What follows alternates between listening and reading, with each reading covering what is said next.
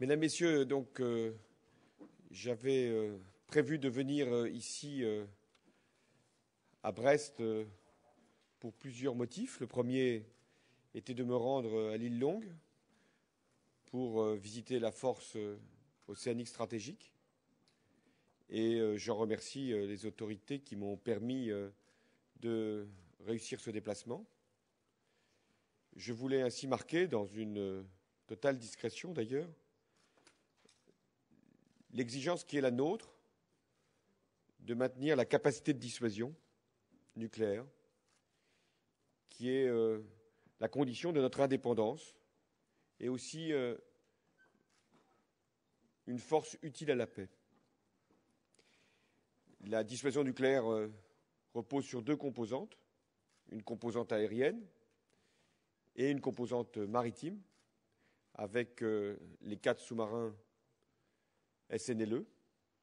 Et j'ai pu en visiter un qui était en conditionnement. Et j'ai salué tous les personnels qui servent ces matériels exceptionnels. Parce que s'il peut y avoir la permanence indispensable pour que la force de dissuasion, dans sa composante maritime, soit dans la possibilité d'être utilisée, il y a la nécessité d'une permanence en mer, au moins d'un sous-marin. Ça exige un haut niveau technique et une mobilisation des personnels.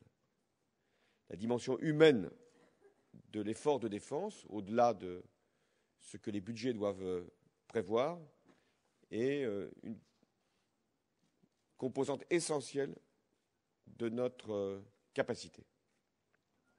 Je veux aussi insister, toujours sur ces questions de défense, sur la conception qui est la nôtre de l'arme nucléaire. L'arme nucléaire, dans le cadre de la dissuasion, est dans une stratégie défensive. Elle n'est pas une arme qui peut être utilisée dans le cadre d'un champ de bataille, d'une escalade. Elle est la riposte dès lors que nos intérêts vitaux sont menacés. C'est cette dimension défensive qu'il conviendra de prolonger. Il y a aussi la nécessité de poursuivre la lutte contre la prolifération de l'arme nucléaire. C'est vrai que nous en possédons des armes nucléaires, et depuis longtemps. Mais nous ne considérons pas qu'il soit utile au monde que des pays accèdent à l'arme nucléaire. Et nous pensons que l'effort de désarmement doit être engagé, poursuivi. Et la France y prend déjà sa part et y prendra dans l'avenir également sa participation. Sur l'effort de défense, la loi de programmation militaire a été votée en 2009. Elle viendra à son terme en 2014. Dans l'hypothèse où il y aurait un changement en France à la suite de l'élection présidentielle, j'aurai, si les Français m'en donnent mandat, à lancer un livre blanc sur la défense dès la fin de l'année 2012, qui permettra de préparer la loi de programmation 2014-2020, de façon à ce que nous puissions identifier les renouvellements d'équipements, les modernisations indispensables dans le contexte budgétaire que chacun connaît. Ce sera à partir des menaces, à partir des missions, que nous aurons à faire ces choix. Dans le cadre de cette loi de programmation, il y aura forcément des engagements à prendre. Et en même temps, la défense sera soumise aux mêmes règles que tous les autres budgets, c'est-à-dire la modernisation, la rationalisation et en même temps aussi le souci d'être efficace. Donc, je vous annonce qu'il y aura, si les Français m'en donnent mandat, cette discussion autour du livre blanc, la recherche des missions, la préparation de l'avenir et le vote d'une loi de programmation militaire.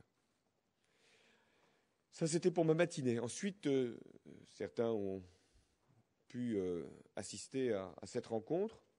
J'ai vu avec les élus de Brest, le maire, mais aussi le président du conseil régional, Jean-Yves Le Drian. J'ai rencontré donc les salariés de la réparation navale qui attendent une solution de reprise et qui ont exprimé leur inquiétude, même leur colère, par rapport à une forme d'inertie qui semble aujourd'hui prévaloir. Je leur ai dit combien j'attachais du prix à la présence de la réparation navale ici à Brest, parce qu'il y a un site exceptionnel, qu'il y a eu des équipements qui ont été réalisés et que nous avons besoin d'une réparation navale. J'ai eu aussi un échange avec à la fois président de l'université, président du pôle mer, président de la DCNS. J'ai eu un échange sur les énergies marines renouvelables, qui représentent un vecteur de développement très important. Vous savez que je souhaite faire monter les énergies renouvelables. Et parmi les énergies renouvelables, il y a l'éolien. Et dans ce cadre-là, il y a l'éolien maritime, qui est déjà engagé largement dans des recherches, même dans des installations. Et je soutiendrai autant que je le pourrai ce beau projet de développement, important pour Brest, important pour la région Bretagne, mais important pour notre pays. Et puis tout à l'heure, je tiendrai une réunion publique, et voilà ce qu'aura été un séjour breton à Brest. Et je remercie tous ceux qui ont pu participer et m'ont permis de réussir cette visite.